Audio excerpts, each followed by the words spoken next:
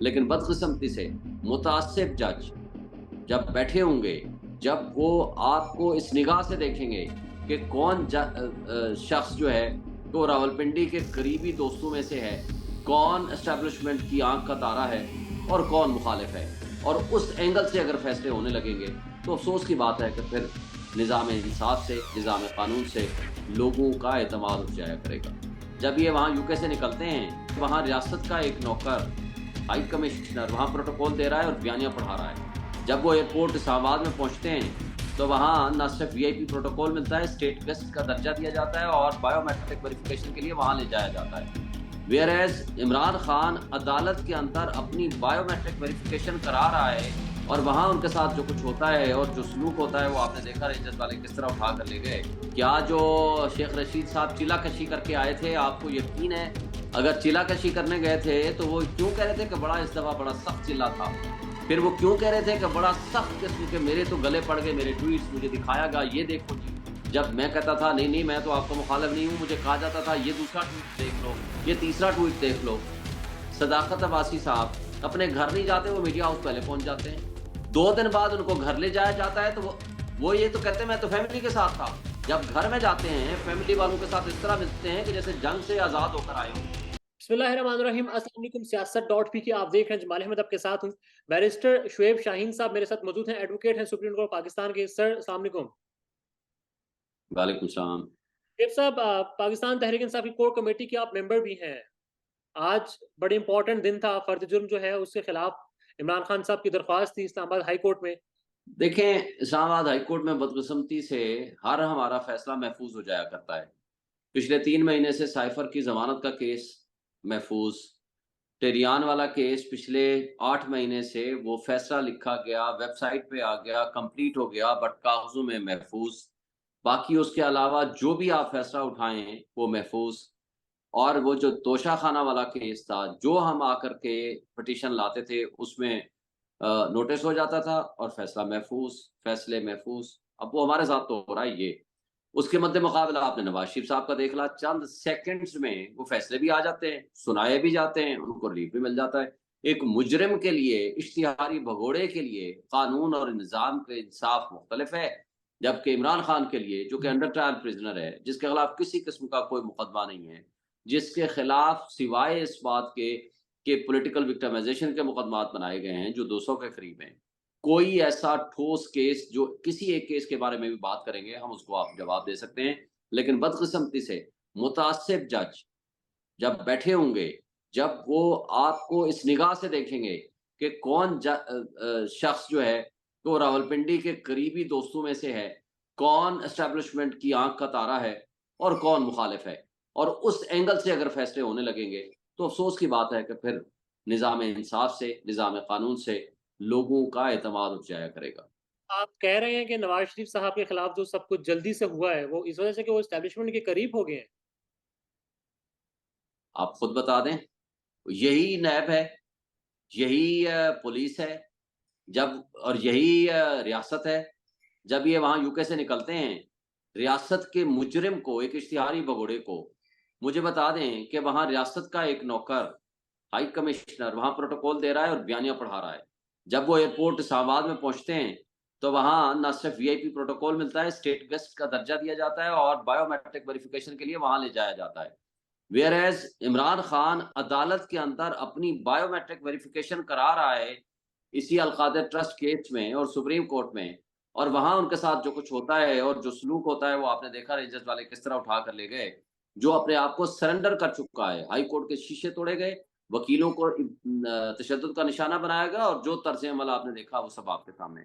वहां से जब वो लाहौर में पहुंचते हैं तो लाहौर में उनको जो सीसीओ पीओ सलूट मारता है और जो प्रोटोकॉल देता है वो सब आपके सामने है। और एक मुजरिम को कभी जमानत प्रोटेक्टिव बेल नहीं मिला करती और अदलिया दे देती है और उसके लिए नैब पहले से उसका प्रोसिक्यूटर बैठा होता है।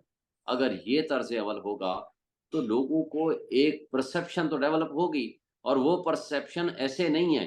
पिछले 2 महीने 4 महीने से जो कुछ लोग कह रहे थे, जो कुछ मीडिया कह रहा था, जो कुछ पब्लिक कह रही थी, उसकी सिर्फ रेप्लिका ही नजर आ रही है हमें। सर, एवन फील्ड और अल अजीज़ा केस में जो सज़ा थी उसके खिलाफ अपीलें बहाल हो चुकी हैं। बतौर माहिर कानून एडवोकेट क्या राय है आपकी इस हवाले से, नवाज शरीफ साहब का जो हुआ सारा कुछ? देखें, मैं अब छोटा-सा एवन फील्ड डिपार्टमेंट का ज़रा थोड़ा-सा माज़ी में आप चले जाएँ। मुझे बताएँ एवन फील्ड डिपार्टमेंट का जो इश्यू है पनामा लीक्स का क्या मैटर था? पनामा लीक्स में जो लीक्स आई थी उसमें ये एवन फील्ड डिपार्टमेंट वाला इनका आया था। अब एवन फील्ड डिपार्टमेंट सिर्फ़ इनका नहीं आया था, ये सिटिंग प्राइम मिनिस्टर थे, पूरी दुनिया के लोग आए, पूरी दुनिया के लोगों के खिलाफ जो बड़े-बड़े एलीट्स थे जो पॉलिटिकल एलीट्स थे उनके खिलाफ आया। सारी दुनिया में उनके खिलाफ एक्शन हुआ, किसी ने सियासत छोड़ दी, किसी ने खुदकुशी कर ली। और किसी ने रिज़ाइन कर दिया, किसी को हटा दिया गया। अब इन्होंने फ्लोर ऑफ द हाउस पे खड़े होकर कहा था, ये हैं वो ज़राए और वो रसीदें, किस तरह हमने दुबई से कारोबार शुरू किया, फिर वहाँ लेकर गए सऊदी अरब, फिर वहाँ से रसीदें दी और इस तरह हमने वन फील्ड डिपार्टमेंट ये बना लिया, एडमिट कर लिया। दूसरी एडमिशन किसकी आई? हुसैन नवाज़ की कि जनाब अल्हम्दुलिल्लाह ये हमारे हैं और इसकी बेनिफिशियल ओनर जो है वो मरियम नवाज़ हैं, जियो के प्रोग्राम में उसने कहा। जी, उसके बाद जब सुप्रीम कोर्ट ने बुलाया, बता दें जी आपकी रसीदें हैं, तो हम केस को खारिज कर देते हैं। सुप्रीम कोर्ट में जाकर एक कतरी खत लिखा है ले आए। बाद में उस कतरी खत से भी मुकर गए और आज तक वहीं रह रहे हैं पिछले 30 साल से। आज भी बता दें वो किसका है? अगर इनका नहीं है तो वो किसका है? और अगर इनका है, सिंपल बात ये है कि आप उसकी रसीदें बता दें कि इस तरीके से हमने मनी लॉन्ड्रिंग के ज़रिए नहीं बनाया था। हमारे पास ये रसीदें हैं, ये हमारे पास मनी ट्रेल है। वो तो इनके पास है नहीं है। लेकिन फ्रॉड के ज़रिए कि जी पॉलिटिकल विक्टिमाइज़ेशन है, ये हो गया, वो हो गया। और आज जो इस तरह का नैब का प्रोसिक्यूटर इनको फ़ेवर कर रहा है, मुझे बताएँ इस तर्ज़ अमल से क्या होगा? इसका मतलब है कि अदालतों को चाहिए कि आप इसमें इंडिपेंडेंट प्रोसिक्यूटर मुकर्रर करें और स्टेट के खर्चे पे। दूसरा अमाइकस मुकर्रर करें। अमाइकस मुकर्रर करके इंडिपेंडेंट लोग आएँ जो आपको बताएँ कि वाक़ई इसमें कितनी एविडेंस है और कितनी सदाकत है। अगर आप मुल्ज़िम के साथ मिली-भगत करके प्रोसिक्यूटर एविडेंस छुपाने की कोशिश करेगा, तो अदलिया अपनी ज़िम्मेदारी से बरी-उज़्ज़िम्मा नहीं हो जाया करती। अदलिया की अपनी ज़िम्मेदारी है। अदालतें पाबंद हैं कानून के मुताबिक फैसले करने की, ना कि वो उन सहूलतकारों के कहने पे चलें, जो कि नैब जो कुछ कर रहा है। तो मेरा करेक्ट। ख़्याल है कि इन केसेज़ में जान है, बशर्ते कि मुनसिफ़ अपने फ़राइज़ अंजाम दें और नैब इस बेईमानी से पीछे हट जाए। और ये कुछ चीज़ें तो ऑन रिकॉर्ड भी हैं कि जो आज के हमारे chief justice Islamabad high court के उन्होंने कहा था जी, बाहर बैठकर हँस रहे होंगे और अब उन्हीं के हवाले से सारा कुछ हम देख रहे हैं अदालतों में जो रिलीफ मिल रहा है। सर, बाइकॉट का फैसला किया है आपकी जमात ने 3 एंकर्स का, मीडिया के आदिल शाज़ेब साहब, कामरान शाहिद साहब और मुनीर फारूक साहब का। आगे ही स्पेस नहीं, आपकी जमात का शिकवा है कि मीडिया पर आपको स्पेस ही नहीं है, स्पेस नहीं दी जाती, नहीं मिल रही और ऐसे में आप बाइकॉट भी कर रहे हैं फिर 3 एंकर्स का फैसला। मुझे बताएँ कि इनको नहीं पता था कि ये लोग अगवा हैं? इनको नहीं पता था कि ये लोग किस अंदाज़ से उठाए गए हैं। उनकी फैमिली हाई कोर्टों में पेंडिंग है, मारे-मारे फिर रही है। वो अपनी बीवी को, बच्चों को, माँ को तो नहीं बताते। वो इनके पास आके लैंड करते हैं सीधा मीडिया हाउस में और लेके कौन आता है, वो सब पता है कि इनके पास कौन लेकर आया है और इनको खुद को पता है कि अगर ये सहाफ़त छोड़ के किसी की टाउटी करेंगे, बड़े अफ़सोस से मुझे अल्फ़ाज़ इस्तेमाल करने पड़ रहे हैं, मैं करता नहीं हूँ कभी साथियों के बारे में, हमारे भाई हैं वो, मेरा ज़ाती इन तीनों से बड़ा करीबी ताल्लुक़ है। लेकिन अफ़सोस से कहना पड़ता है कि अगर आप सहाफ़त की बजाय अगर आप किसी के कारिंदे बन के काम करेंगे, तो फिर आपको सहाफ़त छोड़ देनी चाहिए। फिर आप नौकरी ले लो उनकी और जा कर के काम करो।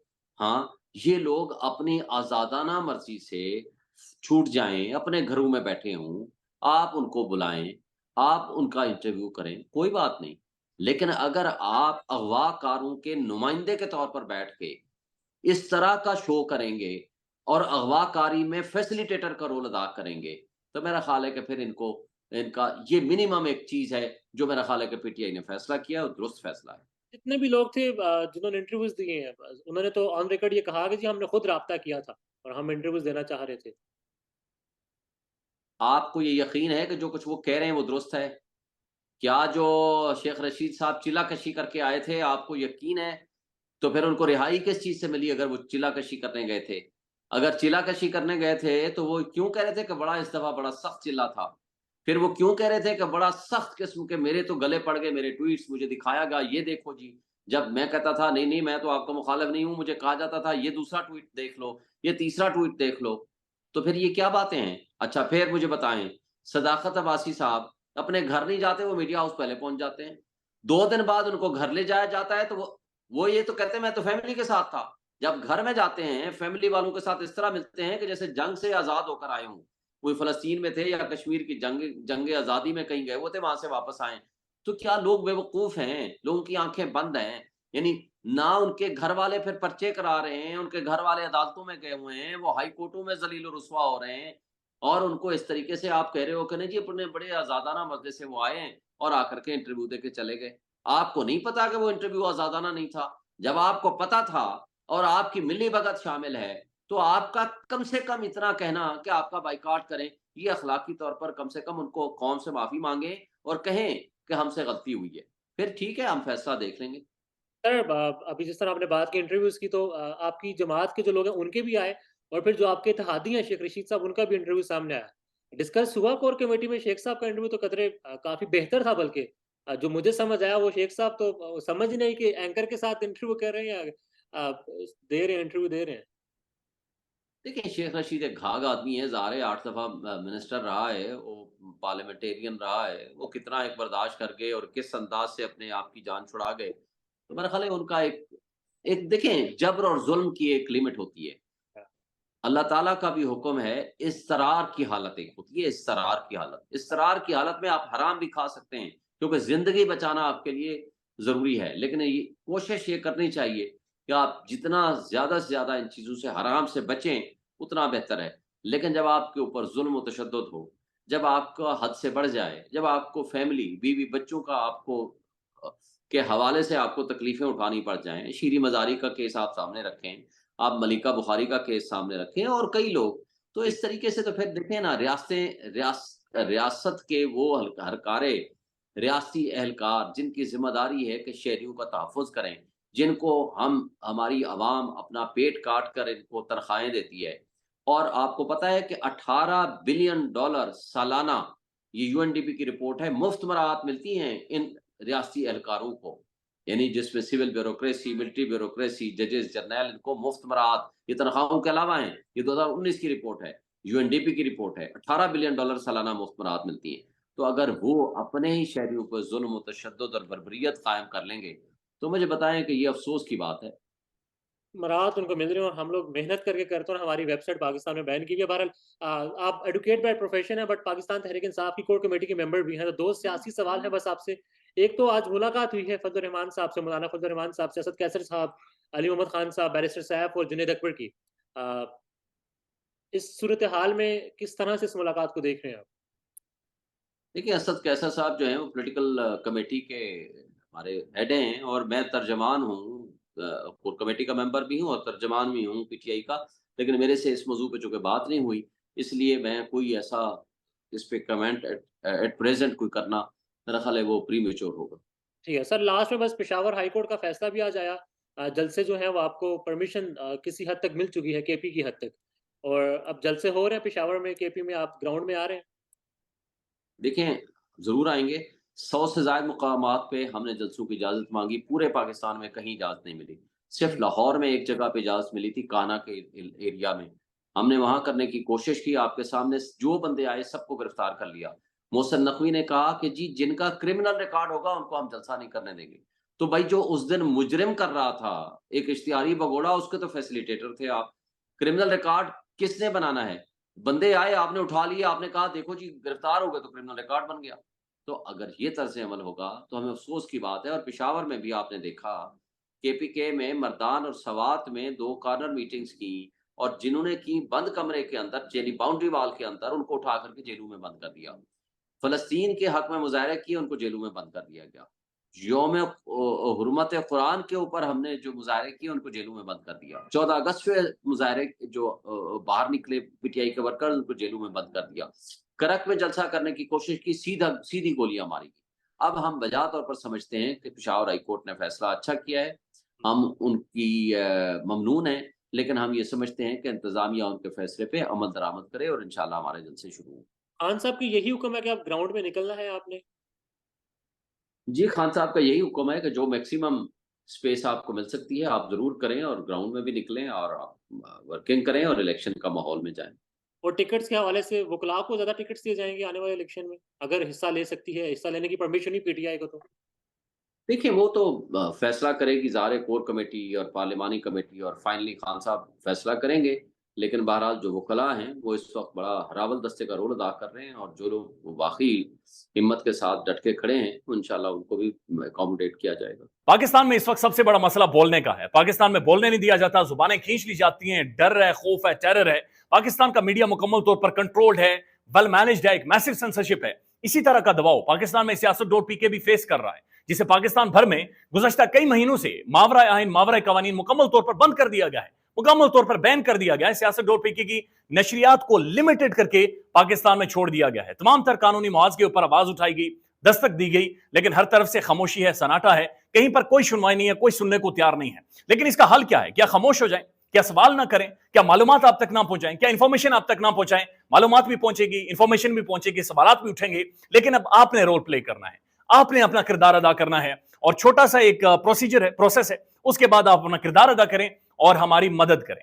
पहले आपने यह करना है कि हमारे यूट्यूब चैनल को सब्सक्राइब करना है, उसके बाद ज्वाइन के बटन के ऊपर जाना है, क्लिक करके हमारा मेंबर बनना है। या फिर दूसरा ऑप्शन यह है कि आपने वीडियो की डिस्क्रिप्शन में जाना है, वहां पर पैट्रियन का लिंक मौजूद होगा, उस लिंक के ऊपर क्लिक करें और हमें सपोर्ट करें, हमारा हिस्सा बने, हमारी ताकत बने। ख्याल रखिएगा। अल्लाह हाफिज।